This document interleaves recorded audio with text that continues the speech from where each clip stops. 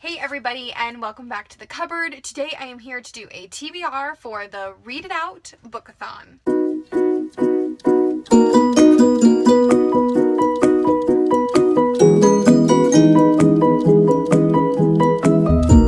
This readathon was created by Them Reads Books and a Nowhere Girl and Her Books. You can find them both at their Instagram accounts, which I will also link down below. So they said that they created this particular readathon because there wasn't another one really happening at this time, and they were both just getting out of school, and so they wanted something to be doing. It is a perfect time for me. I am finishing school up this year, finishing my 4th year teaching.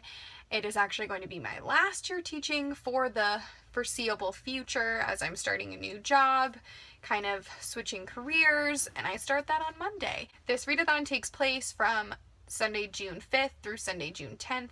So it is my first full week of my new job, bookended by 2 trips. So it'll be kind of a busy week, but usually that's a perfect time for me to put a readathon in there because then just every spare minute that I have, I'm ready to read. The way that they have set up this readathon is that there are 8 different topics with 2 bonus topics, and then you're supposed to pick a book that matches each one of those. I have kind of cheated a little bit where I have used the same book for 2 different categories, mostly just because I want to be realistic and not go in like too overwhelming. So the first one is a book that has been gathering dust on your TBR pile. Unfortunately for me, that is The Goldfinch by Donna Tart. This has been on my TBR list for a long time. I started reading it almost 4 months ago, and I'm halfway through.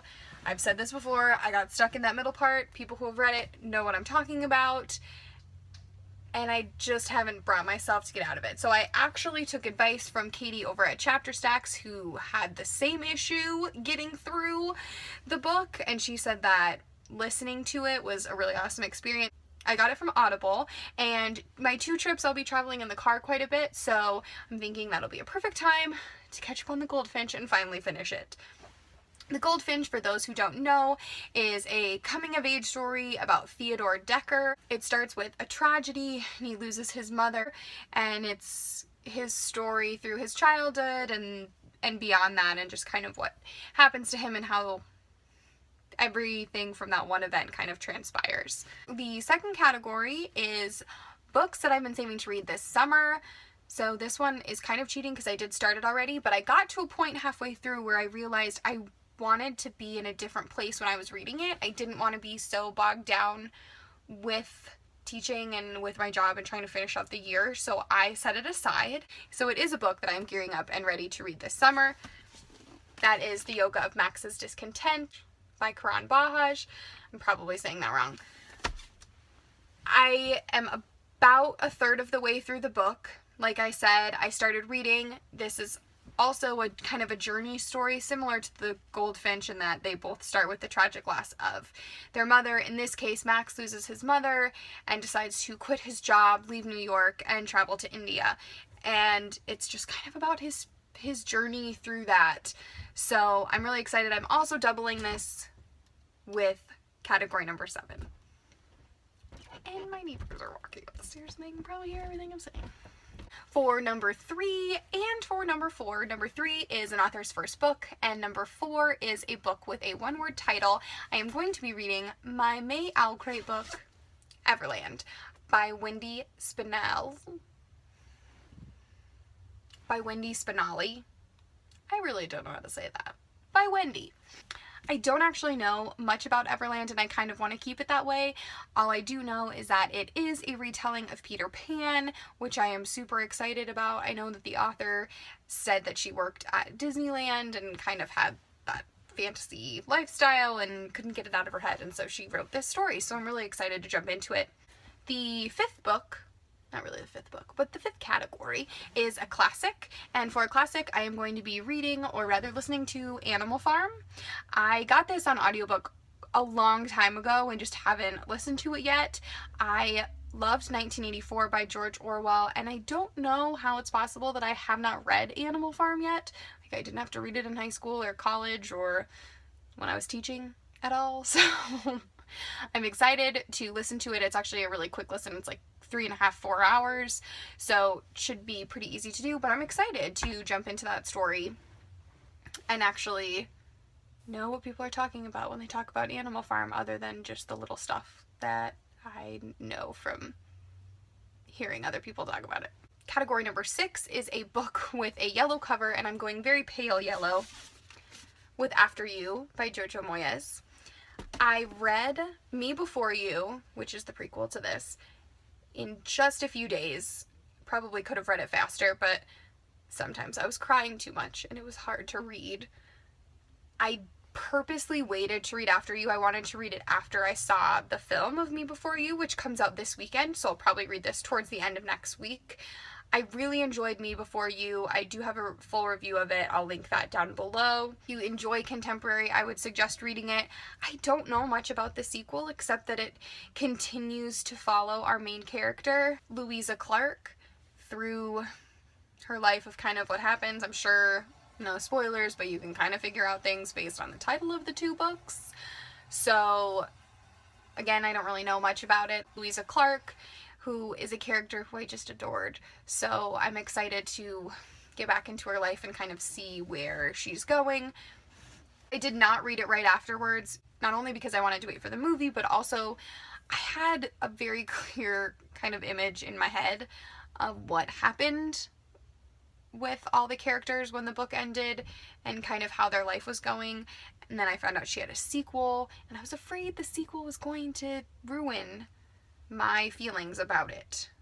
But now I've had enough time to step back and reflect, and I think I can read where the author wanted to take this now. So I'm excited for that book this week as well. Number 7 is actually, I'm doubling it up, and I'm also using The Yoga of Max's Discontent for this as well, but it is a book that has been recommended to you. This is where I'm kind of cheating a little bit. I'm not only doubling up the book, but this book was not officially recommended to me. I do not know Reagan at Peruse Project. I would totally want to meet her. I have friend crush hardcore. But I feel like she recommended this to me through her review video of this. I immediately went out and pre-ordered it after seeing her review. I felt like she was telling me that I needed to read it. So I'm using that as a recommendation book to fit this category. Book number 8, the category is a country that you would like to visit. Mine is actually a fictional world inside of England. That is Alice Through the Looking Glass. And I just got this beautiful copy for Christmas this year, which has Alice in Wonderland and then Alice Through the Looking Glass in it as well. It's the 150th annotated edition, so I'm so excited to read it.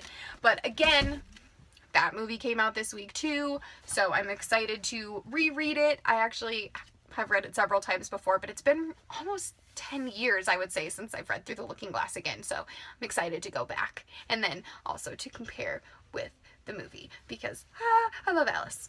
The 2 bonus book, the first one is a book that was published in the same year you were born. I looked around and didn't have any that I knew right away were published in 1989, so instead I actually just Googled a list of top books that were published in 1989, and the very first book was a John Grisham book, and I haven't read him in a long time. I enjoy the fast-paced murder mystery writing style, so I thought that'd be interesting. Then I found out it was also his first book. It's like, that's cool. Also kind of double dipping, because that's another category on here. So I'm going to read A Time to Kill. And A Time to Kill is about a young white lawyer who is defending a black man in an extremely racist town. And I'm excited to, and I'm really interested to actually read this book now, 26 years after it was written, when we are still having racial issues every day in our country and people are denying it. And they shouldn't be, and they can't be. So I'm interested to see if anything has changed. It's been a quarter of a century since this book was written, and I feel like based on just the synopsis of what I know about it, it probably could have been written today, which makes me pretty sad. The last book, the last bonus category, is a book that you can read in a day. This is more like a book I could probably read in an hour, which is the pace I've been rolling with this, but I am continuing on my reread of A Series of Unfortunate Events. I am on The Wide Window by Lemony Snicket. So that will be my last one. I'm hoping to get through as much of these as possible. It is going to be kind of crazy with the 2 trips that I'm taking, but I do have the Goldfinch and Animal Farm on tape, so I will, not on tape, I have them on my iPod because people don't have them on tape anymore. But I do have the audio version of them. So I'm super excited. I'm going to be doing vlog updates on my reading throughout the week, so check those out. And then I'll do a full wrap up and kind of mini reviews for all the books at the end of the week. Thanks for joining me in the cupboard, and I will see you soon with a vlog update from day 1.